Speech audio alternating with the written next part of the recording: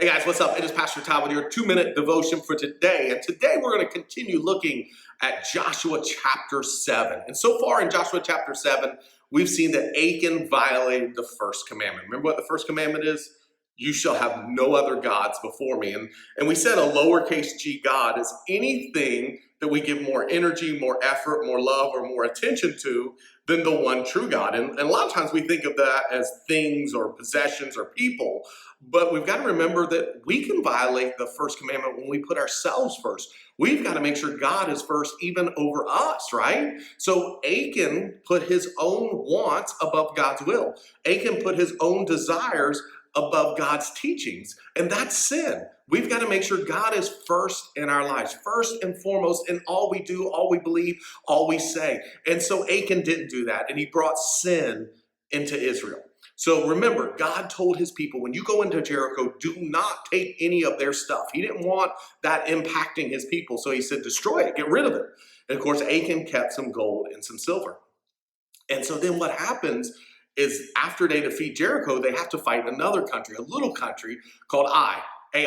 And this is a tiny little country with a tiny little name. And so Joshua sends his spies out, and his spies come back and say, we got this. Joshua, don't even worry about it.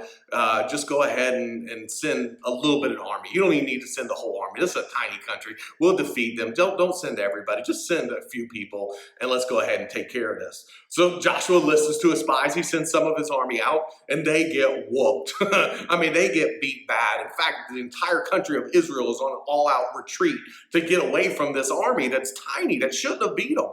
And so they get back, and Joshua's really upset, right? Because these are the people of God. They shouldn't have lost to this country. And so what I love and what's really important is we got to see what Joshua does. Joshua doesn't sit around and pout. Joshua doesn't sit around and complain. Joshua doesn't call everybody else and say, I can't believe this, and bring in negativity. What Joshua does is go straight to God. He prays. He prays. He says, God, what's up with this? What happened? Why did this happen? And I think that's so important for us because anytime we don't know the answer, anytime we're struggling, anytime we're afraid, anytime we're concerned, the first place we need to go is God. Because God is the maker of everything we see. So God knows better for us than we know for ourselves. God knows you better than you know yourself. So he knows what you need. And sometimes the last place we go is God. Like when we've done it our way and we've messed it up and we can't figure it out, then we finally go to God. And that's wrong. We need to go to God first. Because going to God first, God actually tells Joshua the problem. Somebody sinned, and you're going to have to figure it out and fix the problem and get rid of the sin.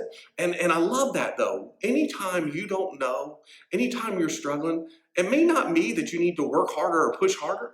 It may mean that you need to go to God and say, hey, man, help me with this. Show me what I need to do because you are the creator of everything, and you know better than I do. So I love that. Our first step should be prayer. Not our last step, not our last resort, but our first step should be prayer. And praying first is a way that we can keep God first and not violate that first commandment. All right, guys, pray about it. Have a great day. We'll see you soon. Peace out.